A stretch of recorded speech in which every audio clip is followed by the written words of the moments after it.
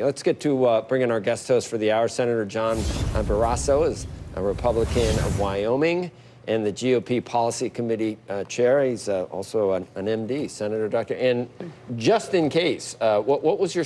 Did you special? Orthopedic surgery. Yeah.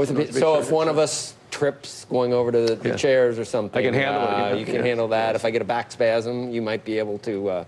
Okay. That's good. In Wyoming, I was a rodeo doctor, taking care of the bull riders and the guys in the bucking broncos and the steer wrestlers, and they're tough. They need you.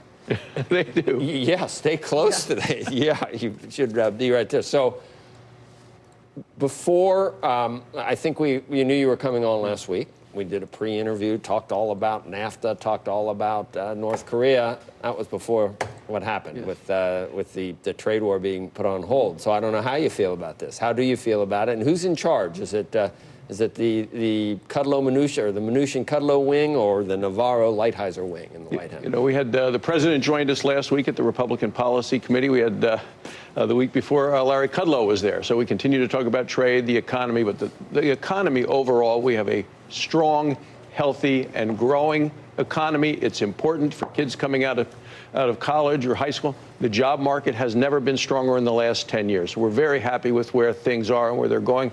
I think trade's very important. I'm happy with the word out of China when they talk about wanting to have more things coming in from the United States. They're talking energy. They're talking in terms of agriculture in Wyoming. That's natural gas, that's coal, that's our #1 cash crop, beef, so I'm all for it. So which side are you with? I'm a trader. I'm much more for free trade. We have products we want to sell overseas. I think it's important. You just had those young students on here who were participating in an economic contest today. If you ask them the question, is trade a good thing or a bad thing, they'd say a good thing. That's the answer. When we heard about the pushback from China and the targeting red states that had supported the president, was Wyoming one of those states that would have been impacted by the counter measures that China was kind of coming up with? Less so than kind of the breadbasket, the soybeans and all of those, but certainly I was in China last year. We brought beef from the Rocky Mountain West to the premier when we met with there. So yeah, I think it's very important to have those markets open. If China followed through and bought more from us, like they're promising to do, and the tariffs didn't get any worse from where they are here, would a free trader say that was the right strategy to pursue after years of being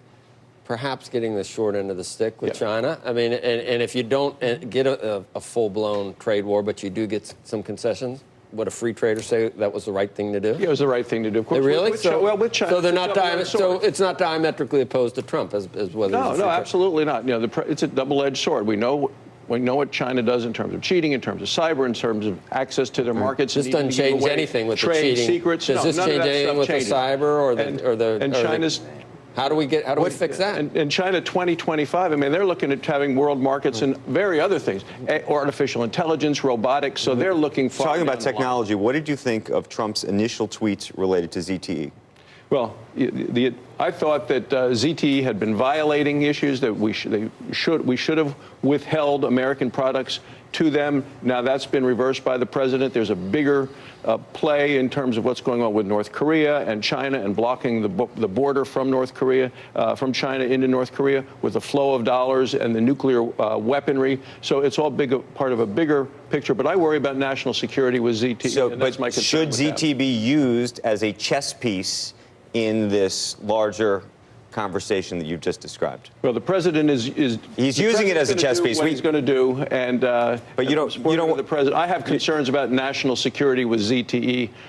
I think I worry long term about what their impact is going to be. The national security concerns of North Korea would be larger than the national security concerns of ZTE right now. With the suggestion that the longer term security issues relate to China. Is that where you're headed with that comment? Yeah, it is, in terms of what's going to be in cell phones, what's going to be in tablets, what's going to be in everything at a time when we're all connected, so we're all vulnerable, and that's my concern in terms of long-term national security. But in terms of North Korea with a nuclear weapon, which they have, the world's less safe, less secure, less stable. If we want, if we want to have safety and security at home, you need peace and stability. It's an interesting twist, though, and it is ironic that that's how we get beat economically with cell phones, not with nuclear. You know what I mean? We give the concessions on the cell phones, and that ends up being how we. This is why that tweet, I think, terrified so many people in Washington. Near term, you don't want to mess up that North Korea. You know, if something. By the way, good is gonna also happen after unclear 50 what's happening in years- North Korea right Well, now. I know, right? I mean, but you don't want we sat around saying that we were going to have these great negotiations, and it's unclear whether those were going to happen. Hope springs eternal for you. We don't know. It could all collapse, and I'm Look, hoping. no, I hope I'm so hopeful, too, but we also, you know, we're sort of there was sort of a might mission all- accomplished sign. Look, the left wants it to behind all this. fall apart. It still might. Just I'm still skeptical about North Korea. I think the president is wide-eyed, thinking about Right. the whole It thing either in works terms or of it doesn't. clear-eyed, knowing what's going on and well aware. How do we get? Is there any reason to think China's taking us seriously in terms of intellectual property and theft and things like? And do they get around it with the trade war being off now and no tariffs? If they eventually, I mean, is the end result that they don't have to change anything and we didn't accomplish anything there? You know, if you had Henry Kissinger here instead of me, he would say, China always thinks longer term than we do, and they act in the much long-term interest. So I think that's how they're thinking way down the line. They have a premier who has ultimate power now. You know, no elections, nothing. I mean, they're having a much longer term. They have their strong power militarily. They have their soft power economically. They have their sharp power in terms of how they try to manipulate opinion worldwide. They are very sophisticated at what they do. Yeah. What's going to happen with the Farm Bill? Just before we go to break, I mean, what happened there? That normally pretty easy piece of legislation. Nothing's easy. Nothing is easy anymore, and the House failed to pass it. We're on a path to get it passed in the Senate. We'll have to get something passed in the House and go to conference and find a solution for this. All right. NAFTA going to happen? Well, that's the big debate that we also have at the Senate policy discussions. With this, the NAFTA as it is now, I believe, is working well for the economy, but is it a great deal? Could the president get a better deal? Yes, he probably could.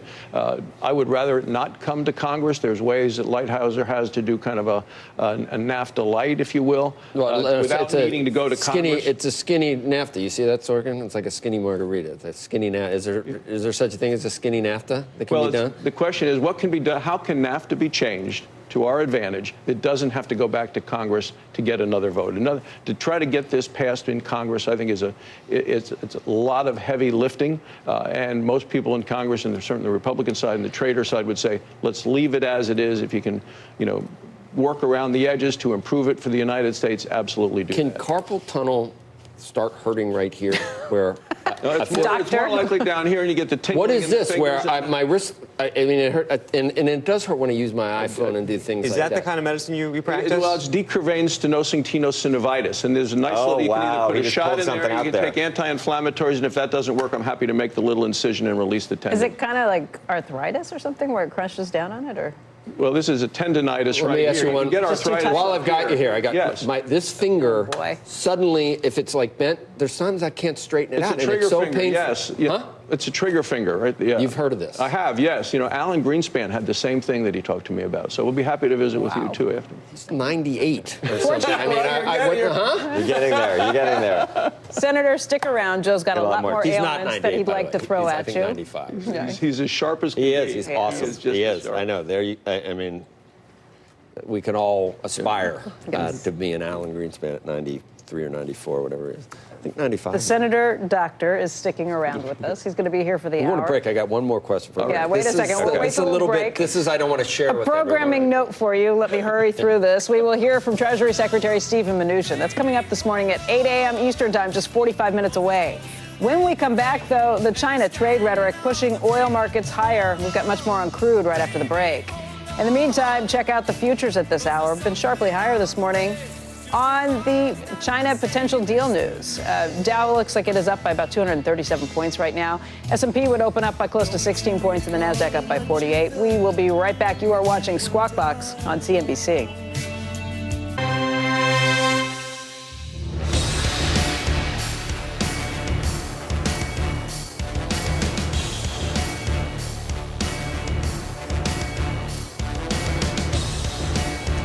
Good morning, everybody. Welcome back to Squawk Box here on CNBC. We are live from the NASDAQ market site in Times Square. And among the stories that are front and center this morning, shares of Tesla are higher in the pre-market trading. CEO Elon Musk announced 2 new versions of Tesla's Model 3, including a performance version that will cost about $78,000. And research firm Berenberg is out with a report this morning that says a gross margin of more than 25% for the Model 3 is comfortably achievable. The stock up by 1.5%. Shares of Chicago-based bank operator MB Financial are surging this morning. The company agreed to be bought by Cincinnati-based Fifth Third Bancorp in a cash and stock deal worth $54.20 a share. That's a 24% premium over Friday's close for MB Financial.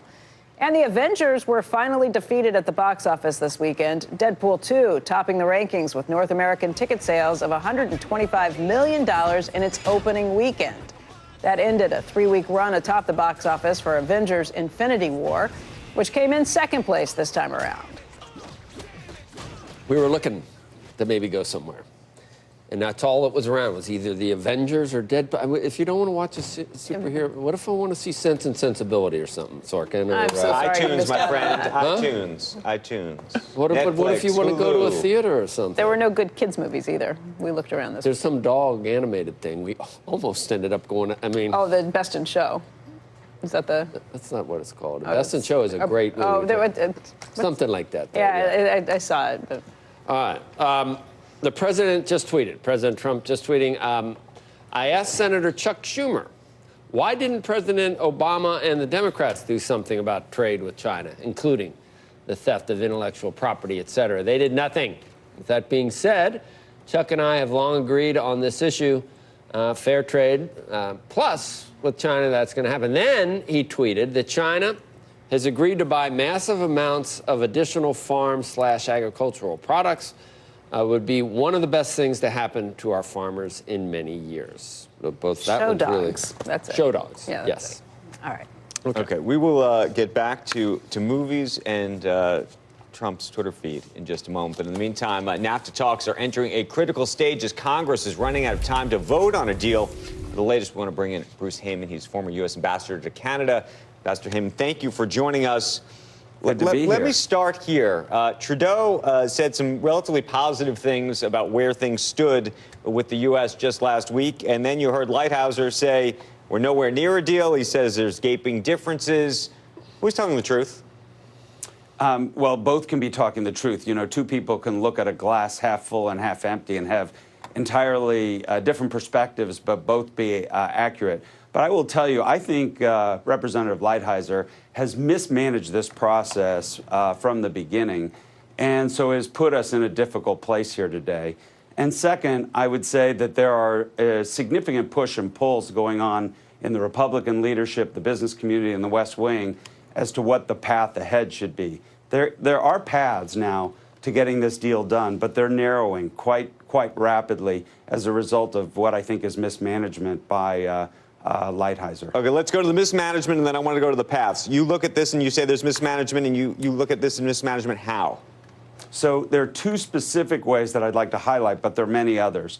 The first is the calendar. You had Canada and Mexico, even during the transition period when I was the sitting ambassador, raise their hand and say, I want to update NAFTA. Let's do it.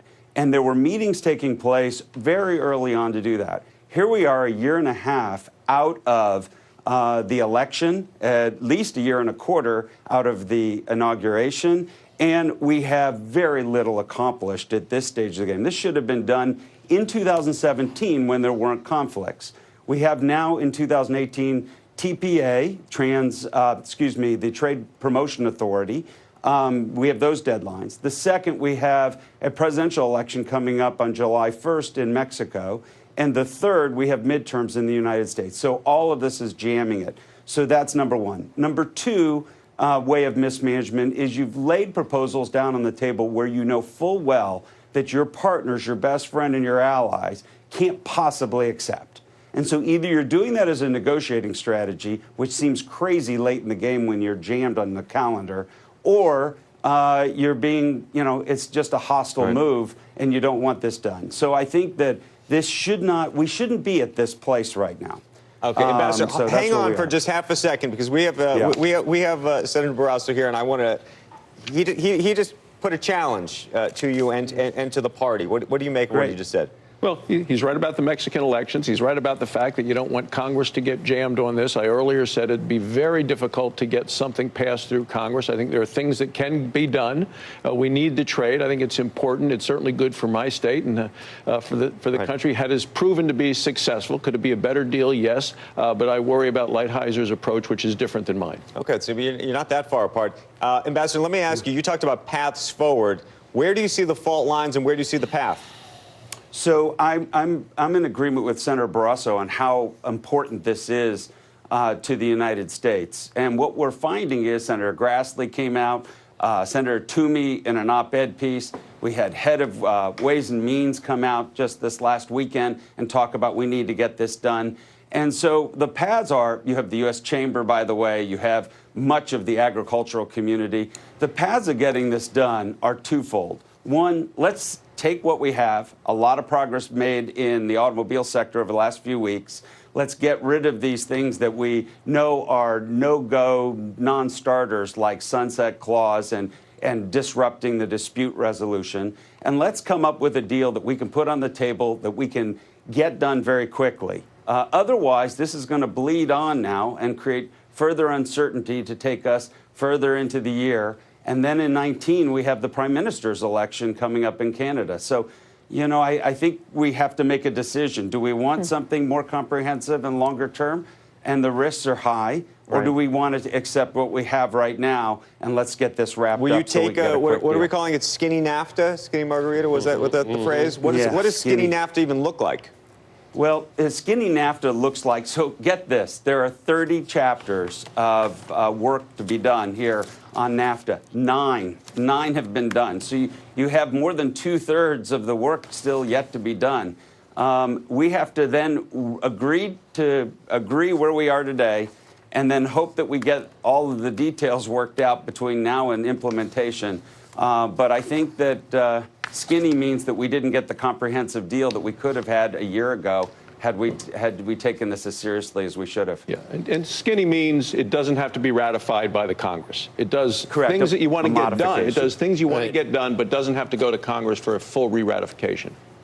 That's correct. It's tough. If you change the law, then it has to go to Congress. Yes, right. If it's just a modification, the president can push that through, but you still have to get various levels of approval in our trading partners. So don't underestimate this Mexican election, which there was a debate last night, which this was indeed a topic.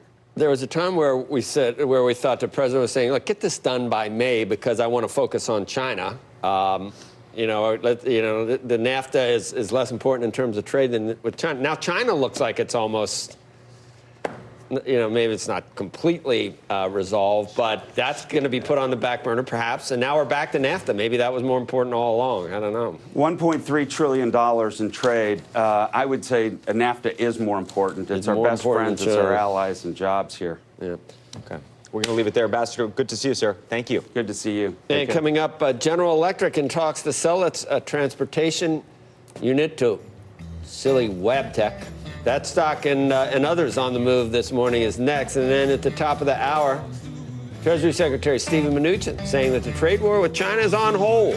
He's going to be joining us for a news-making interview. Stay tuned. Squawk Box will be right back.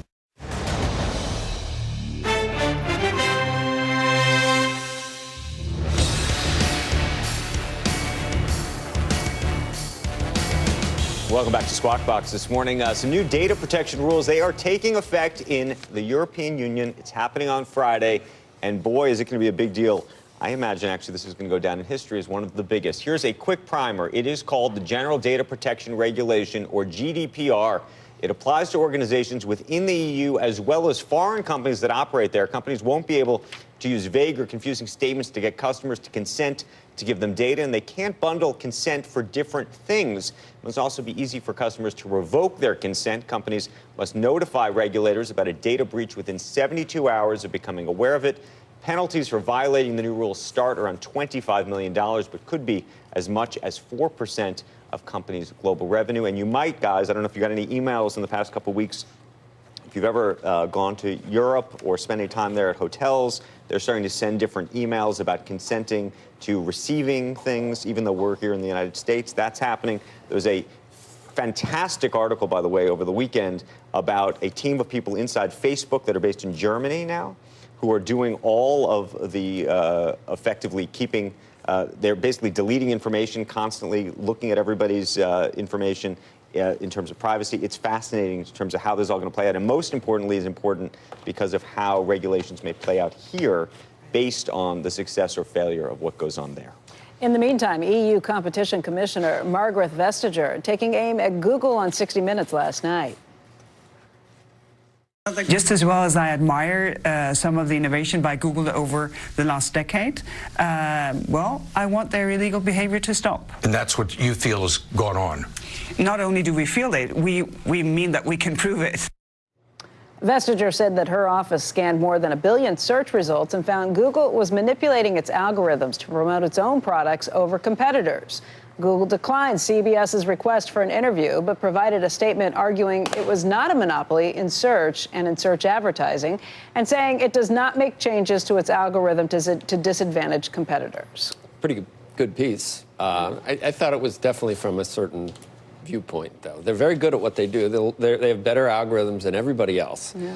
But I thought it was kind of the most salient point was how many pages you had to scroll through to get someone that wasn't a Google. Right. Page 4, somebody that Google doesn't want, you finally shows. I mean, somebody who's not partnered. They do have a great business, and I don't know whether we want the European model for antitrust or not. We might. I thought it was weird, Andrew, and I'll tell you why. Because 60 Minutes, you know you're going to get a certain viewpoint. And Google in Silicon Valley, you know how close Google was to the Obama administration. Normally, the left kind of likes Silicon Valley, kind of likes tech companies, kind of likes Google. And watching the left eat one of its own last night, I mean, just totally. And, you know, then Google was followed by Theranos. It's like they were like, well, first you got Google, and they're bad.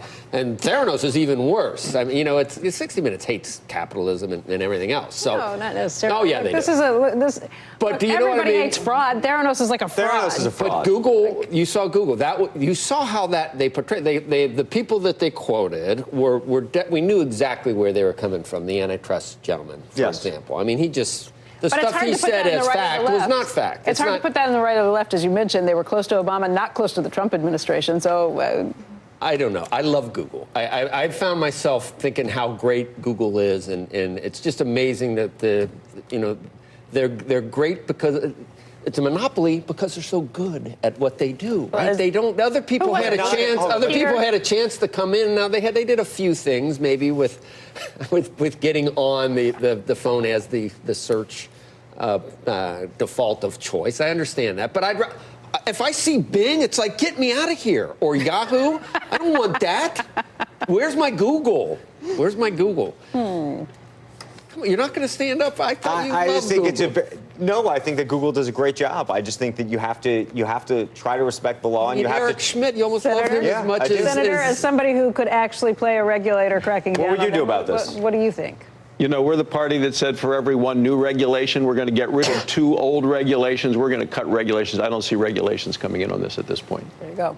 And you don't see any follow on what the EU has done with privacy standards. Well, I mean, we're concerned about privacy. The big discussion is privacy versus security always. I mean, when's the last time Europe had a startup like Google or Apple or, I would be, I'd be unhappy too if I was over there with no innovation and, just watching us, just Facebook, watching the United States just took us left and right. In your face is your point. I think there were a handful of things that legitimately took place at Google that you have to think were not appropriate, right?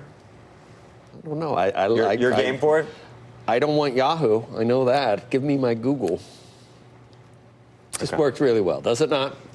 It's a great product. It's a fabulous product. I'm not saying it's not. It's the best product out there. It's the question is what do you think that they do know a lot about us, though. I mean, anything they can send me something right now for what I looked at, 5 minutes. They probably are. Yeah. All right, let's turn back to our guest host for the hour, Senator John Barrasso, a Republican from Wyoming, and Senator.